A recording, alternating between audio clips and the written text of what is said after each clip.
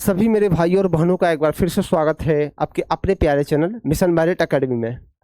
आज बात करने वाले हैं जो बीपीएससी टीआरई 4 जो वैकेंसी आई है उस सिलसिले में, क्योंकि आज का जो लेक्चर होगा सारे लेक्चर से बिल्कुल अलग होगा। और अगर इस लेक्चर को मिस करते हैं, यकीन मानिए कि आपका अच्छा खासा तैयारी भी पीछे रह जाएगा। सबसे पहली बात, हम एक एक चीज को समझते चलेंगे कि इस बार का जो नोटिफिकेशन आया है उसके अनुसार जो है केवल एक ही परीक्षा होना चाहिए, वो है प्री। मेंस नहीं होना चाहिए। मेंस क्यों नहीं होना चाहिए? अगर आपको मेंस ही लेना था तो जिस समय से वैकेंसी आ रहा था उस समय से आपने क्यों नहीं जारी किया? अभी क्यों इसको लागू कर दिया गया? सबसे पहली बात की प्रॉब्लम यह है कि पहले भैया बीएड करो, बीएड से ही पहले एंट्रेंस एग्जाम दो, उसके बाद बीएड में एडमिशन लो 2 लाख लेकर के, फिर उसके बाद क्लासेस करो, टीचिंग करो, इंटरनल एग्जाम दो, फलना एग्जाम दो, उसके बाद बीएड का फाइनल दो, और उसके बाद में सीटेट आएगा तो उसका दो, तब जाकर टीचर का फॉर्म भर जाएगा। और उसमें भी पीटी और मेंस काम काहे नहीं करते? फिजिकल वो जोड़ दीजिए, क्योंकि लड़का जो भागता है हाफ टाइम के बाद उसको दौड़ के पकड़ लिया जाए। इंटरव्यू वो कर दीजिए। जब साफ साफ बीपीएससी नहीं रहा तो ये भी सब रूल अप्लाई कर दीजिए, अच्छा रहेगा। दूसरी चीज क्या है कि बिहार में डोमिसाइल लागू हो, एकदम बिल्कुल होना चाहिए। आपके बगल में 2 राज्य है, यूपी है, झारखंड है। क्या बिहार के बच्चों को ये 100% देते हैं रिजर्वेशन? नहीं देते हैं, 10% ही रखते हैं, 5% ही रखते हैं। लेकिन बिहार बाकी के बच्चों को यहाँ फुल ऑफ मतलब 100 में 100 रिजर्वेशन देते हैं। क्या है भैया, सब लोग जनरल से फाइट करो, सीट लो और अपना जॉब लीजिए। और उसके बाद नेगेटिव मार्किंग ये नहीं होना चाहिए, क्योंकि इस बार का नेगेटिव जो है 1/3 है। 1/3 का मतलब है पूरा कॉपी पेस्ट है बीपीएससी का एज इट इज। अगर 1/4 भी रहता तब कोई बात नहीं था, लेकिन 1/3 दे दिया है, मुसीबत तो आ गया है। तो इसको नहीं रहना चाहिए, क्योंकि अब जो आंडू पांडू स्टूडेंट जो होंगे, जो तुक्का पर रिजल्ट देते थे ना, वो तो खैर डिस्क्वालीफाई हो जाएंगे निश्चित रूप से। लेकिन अगर शिद्दत से सब लोग पढ़ते होंगे, सब लोग बीएड कर रहे हैं, ऐसा नहीं है, सब लोग किए हैं, सब लोग मेहनत करते हैं, लेकिन अब आप लोग को ताबड़तोड़ करना होगा तैयारी के बदौलत, यानी कि बेहतर करना होगा, उससे भी बेहतर जितना आप कर रहे थे। और जो राजधानी या बाबर काबुल जो रट रहे थे ना, उसको साइड कर दीजिए, क्योंकि आपका सिलेबस बहुत ही डिफरेंट होने वाला है। चौथी चीज कि जो बच्चे अपेयरिंग है, चाहे सीटेट में अपेयरिंग है, चाहे इग्नू से है, चाहे आर्यभट्ट से है, चाहे नालंदा से है, चाहे पाटलिपुत्रा से, उन सबको भी मौका मिलना चाहिए जिनका पेंडिंग है अभी। ठीक है, क्योंकि साफ साफ कमीशन ने क्या बोला है, बोर्ड ने क्या कहा कि हमें जो है लड़ाई के साथ साथ वर्तमान नियमों के अनुसार भी पढ़ाई करनी होगी, ये अब का नियम है। दूसरी चीज देखिए कि प्री का जो परीक्षा का पैटर्न है वो टोटल 150 अंकों का है, बिल्कुल जैसे बीपीएससी में होता है। कुल प्रश्न भी कितने हैं? 150 है। समय आपका 120 मिनट, यानी कि 2 घंटे का समय आपके पास है। ठीक है, सिलेबस एज इट इज वही है, गणित है, रीजनिंग है, भौतिक है, रसायन है, जीव विज्ञान है, इतिहास है, विज्ञान है, अर्थशास्त्र है। उसके बाद स्पेशल बिहार में इतिहास, भूगोल, इकोनॉमी, करंट अफेयर्स, बिहार राष्ट्रीय, ये सब है। लेकिन बिहार से जब भी प्रश्न आता है तो ज्योग्राफी से ही प्रश्न आता है ज्यादातर। ठीक है, समझ गए? NCERT versus SCERT. तो ये जो सिलेबस है डीएसपी और एसडीएम वाला है, as it is copy paste है, कोई इधर उधर। और जो कमीशन एग्जाम लेने वाली है वो बीपीएससी ही है, बीपीएससी कमीशन ही आपका एग्जाम लेगी, इसलिए सिलेबस भी उन्हीं के अनुसार डिसाइड होगा। खैर, सिलेबस से किसी को कोई लेना देना नहीं होना चाहिए, किसी को आपत्ति भी नहीं है, आप जैसा सिलेबस दीजिए, बस जो चीज है उसको हटाइए। कहने का मतलब है 1/3 नेगेटिव मार्किंग लाना है, नेक्स्ट बार अप्लाई कीजिए, कोई दिक्कत नहीं है। उसके बाद में जो अपेयरिंग स्टूडेंट है उसको मौका मिलना चाहिए। मेंस को हटाइए, वहां पे जाकर के पीटी के एग्जाम रखिए। ठीक है, आप देखिए मेंस का परीक्षा का पैटर्न का जो सबसे बड़ा लोचा जो है, यानी कि 1 to 5 के लिए, चाहे 6 से 12 के लिए, चाहे 6 से 8 के लिए, 9 to 20 के लिए, जो 30 प्रश्न जो है लैंग्वेज है, चाहे जिनका हिंदी है, संस्कृत है, उर्दू है, कुछ है ना, उसमें भी इसमें भी आपका 1/3 नेगेटिव लागू है। उसके बाद 120 प्रश्न जो रहेंगे ये आपका समान जीएस रहेगा जो 1 to 5 के लिए है। और जो 6 से लेके 12 तक में जो है उनका 30 मार्क्स रहेगा, इसमें भी नेगेटिव है आपका भाषा में भी, और 40 जो रहेगा जीएस रहेगा, और 80 जो है आपका सब्जेक्ट से रहेगा, यानी कि जिनका जोन सब्जेक्ट है उस सब्जेक्ट से वो अप्लाई करेंगे। जैसे मेरा हिस्ट्री है तो हम हिस्ट्री से ही अप्लाई करेंगे, किन्हीं का फिजिक्स है तो फिजिक्स से ही उनका क्वेश्चन रहेगा। Is that clear? साफ साफ लिखा हुआ कि अब भाषा में भी नेगेटिव मार्किंग रहना रहेगा, क्योंकि अब जो है अटपटा रंगिएगा तब हितरामपुर जाइएगा, एकदम निश्चित है, कोई कुछ रहे। क्योंकि एक तो इतने सालों के बाद वैकेंसी आई है, बौखलाहट तो सबके मन में होगा, इतने बल्क में बहाली भी है, तैयारी अगर बेहतर रहेगा तो हम हो या भैया कोई हो एक्सेप्ट करना पड़ता है, जिसमें क्वालिटी रहेगा आगे जाएगा। लेकिन जो चीज़ें पहले से चल रही थी उसी के अनुसार अगर चीज़ें रहेगी तो ज़्यादा अच्छा रहेगा। ठीक है, चलिए नेक्स्ट क्या है कि 1/3 नेगेटिव मार्किंग सबसे बड़ा खतरा, यानी कि तुक्का मारने वाला तो आदत छोड़नी होगी। 100% आपकी सटीकता और गहराई से अगर पढ़ाई हुआ होगा तो बेहतर जाएगा रिजल्ट, नहीं तो 1/4 अगर नेगेटिव रहता तो थोड़ा आसान रहता, जैसा कि हम पहले बताए भी थे कि जरा सा भी मिस करोगे मतलब जाओगे भेतरामपुर, कोई नहीं रोक सकता है। और 1/3 नेगेटिव अगर रहेगा तो भयानक वाला नेगेटिव है, यानी कि 3 क्वेश्चन सही कीजिएगा 3 क्वेश्चन गलत कीजिएगा तो 1 क्वेश्चन उड़ जाएगा, यानी कि 2 ही क्वेश्चन आपका सही माना जाएगा।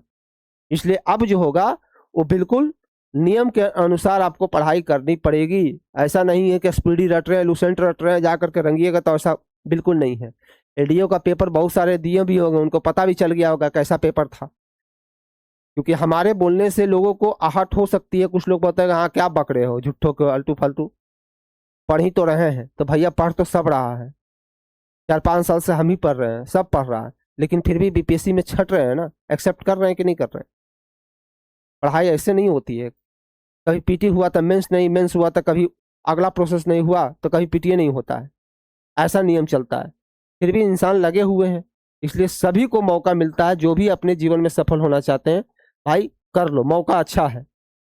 टीचर बनने का ख्वाब है, बन जाइए, क्योंकि आप में अगर क्वालिटी रहेगा तो किसी भी माई के लाल में इतना हिम्मत नहीं है कि आपको आगे बढ़ने से कोई रोक सकता है। दूसरी चीज कह रहा कि विवाहित महिलाएं यानी कि अभ्यर्थियों के लिए डॉक्यूमेंटेशन क्या होना चाहिए, यानी कि पिता के घर में अगर है तो उनके लिए जाति प्रमाण पत्र, अस्थायी निवास और एनसीएल क्रीमिलियर। ठीक है, अगर पति के घर में है तो केवल आय प्रमाण पत्र। ठीक है, यदि महिला पति के साथ रह रही हो तो, और एनसीएल ईडब्ल्यूएस जो है 1 वर्ष के अंदर का होना चाहिए, एकदम नेसेसरी है, कंपलसरी एकदम। अब देखिए कि बड़े नुकसान क्या होगा, जो अतिथि शिक्षक है यानी कि सप्लीमेंट्री जो रिजल्ट आएगा ना वो इनको ज्यादा लाभ होने वाला है, क्योंकि साफ साफ कहा गया है कि 5 अंक से लेकर के अधिकतम कितना 25 अंक का वेटेज रहेगा। सोचिए, तो ये तो जो है जो नॉर्मल स्टूडेंट कैंडिडेट है उनको तो खैर नुकसान ज्यादातर होगा, पलड़ा भारी है, तो ये चीज थोड़ा सा लोचा करने वाला है। सप्लीमेंट्री रिजल्ट का संकट क्या है कि 32,000 वैकेंसी है, उसमें भी -10,000 वैकेंसी खाली रह जाएगा। अगर 1 कैंडिडेट रिजल्ट लागू नहीं हुआ तो लगभग 10,000 सीट जो है खाली रह जाएगा। और जबकि नोटिफिकेशन में साफ साफ बोला गया है कि अगर बच्चे कम रहे तो 2.5 गुना ही रिजल्ट दिया जाएगा। ये मेंस के लिए इतना बच्चे बैठेंगे, अगर बल्क में ज्यादा स्टूडेंट रहे तो उनको 10 गुना रिजल्ट को दिया जाएगा। समझ गए? चलिए अब क्या है कि स्टेट का नियम क्या है कि स्टेट का नियम जो है आपका मल्टीपल सब्जेक्ट से अगर पास हुए हैं तो केवल एक ही सब्जेक्ट से आपको अप्लाई करना पड़ेगा। समझ रहे हैं ना? अगर मल्टीपल सब्जेक्ट से आप पास हुए हैं स्टेट तो केवल और केवल एक सब्जेक्ट से ही आपको वहां पे फॉर्म अप्लाई करना पड़ेगा। ऐसा नहीं कि सबसे कर सकते हैं। अगर हम हिस्ट्री है तो हम हिस्ट्री से ही करेंगे, आपका बायो है तो बायो से कीजिए, मैथ है तो मैथ से कीजिए। ठीक है। सीटेट जो है महिला बीसी के लिए तो आप जानते ही हैं कि 82 अंक लाना अनिवार्य है, SC ST के लिए 75 अंक मान होंगे तब ही आप पास होंगे। ठीक है, जैसे कि पीटी के लिए भी बता दिया गया है यहाँ पे, लेकिन आसान भाषा में इससे पहले हमको समझा चुके हैं। ठीक है, जो इग्नू नालंदा ओपन के छात्र तुरंत अपने जो है जाइए वहां पे विश्वविद्यालय कॉलेज में मिलकर रिजल्ट जारी करने के लिए दबाव बनाइए, नहीं तो फिर ये मौका आपसे छूट जा रहा है। ठीक है,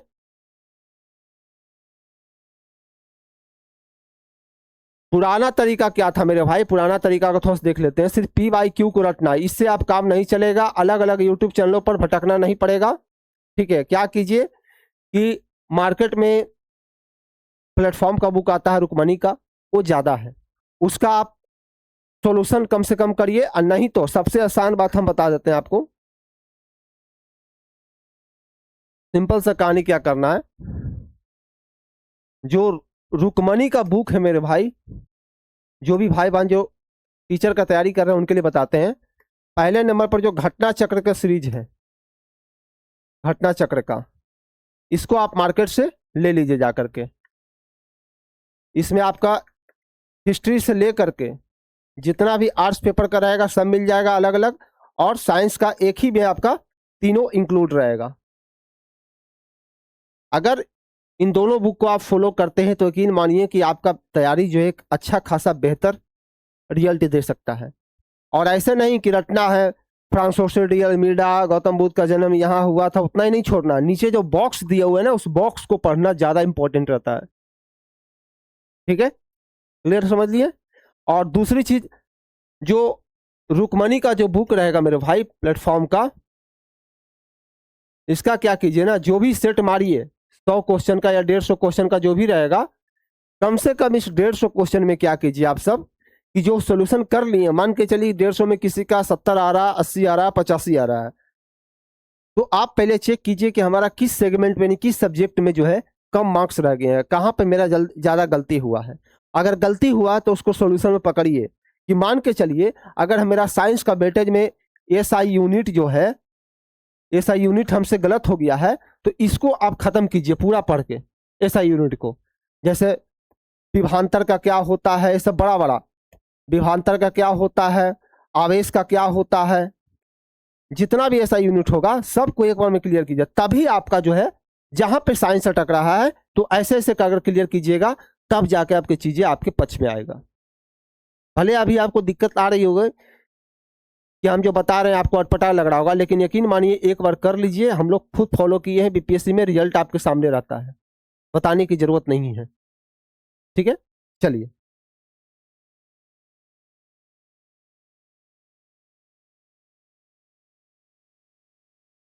बाकी कुछ नहीं है भाई, कहीं से कोई कोर्स लेने की जरूरत नहीं है। ठीक है, कोर्स तोर्स के मक्कर मत रहिए, जो भी रहेगा 1 रुपया में हम तैयारी कराएंगे, फलना रुपया हम तैयारी कराएंगे, इस सब का चक्कर में छोड़िए, मैराथन छोड़िए, 40-45 घंटा का मैराथन ले बैठे तो आपका दिमाग खा जाएगा, दिमाग लग जाएगा, फालतू में चल जाइएगा हवा खाए। ठीक है, जैसे हम बताते हैं जस्ट फ्यू मिनट।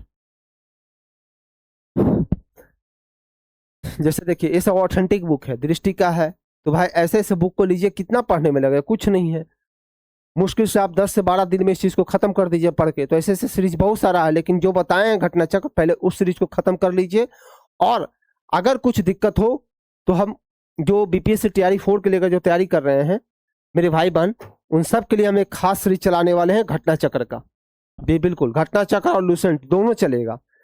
तो पहले जो मेन सब्जेक्ट है यानी कि मॉडर्न हिस्ट्री हो गया, मेडावल हो गया, तब जाके एनसीईआरटी स्टार्ट करेंगे। उसी प्रकार पहले बायो को टच करेंगे, फिर उसके बाद केमिस्ट्री आएगा, तब जाके फिजिक्स को टच करेंगे, ताकि जहां से प्रश्न ज्यादा उठने की संभावना है उसको जल्दी टच करना है। बिहार स्पेशल में तो यकीन मान के चलिए कि किसी भी माई के लाल में इतना दम नहीं है कि जो हम करवा देंगे वो बाकी टीचर करवाएगा और न करवाएगा हमको कोई मतलब नहीं, लेकिन हम जो कराएंगे ना, नहीं आएगा ना, कमेंट में गाली लिख के जाइएगा, जो मन में आए वो लिखिएगा। लेकिन अभी जो है बस एक बड़ा भाई एक छोटा भाई जो समझते हैं बात मान लीजिए एक बार, अगर धमाका करके नहीं आए तो फिर नाम बदल दीजिएगा। और हम 1 रुपया भी नहीं, अन्ना जिंदगी में 1 पैसा भी नहीं लेंगे, बस अपना प्यार और सपोर्ट खाली बनाए रखिए, बस इतना ही काफ़ी है। आपके लिए 24 आवर हम खड़े रहेंगे, कुछ भी दिक्कत हो वीडियो बनाने के लिए तैयार हैं, जहां भी जोन सब्जेक्ट में प्रॉब्लम हो सब में हम खड़े रहेंगे, टेंशन मत लीजिए। आवास से लेके मुगल से लेकर के सारा चीज जहां दिक्कत है, पॉलिटी है, supreme court, high court, fundamental right, जहां भी दिक्कत है सब में खड़ा रहेंगे, टेंशन मत लीजिए। बस आप लोग एक बार अच्छे से फॉर्म भर लीजिए, उसके बाद जैसा आप कमेंट में राय दीजिएगा वैसा हम करेंगे। जय हिंद, जय भारत।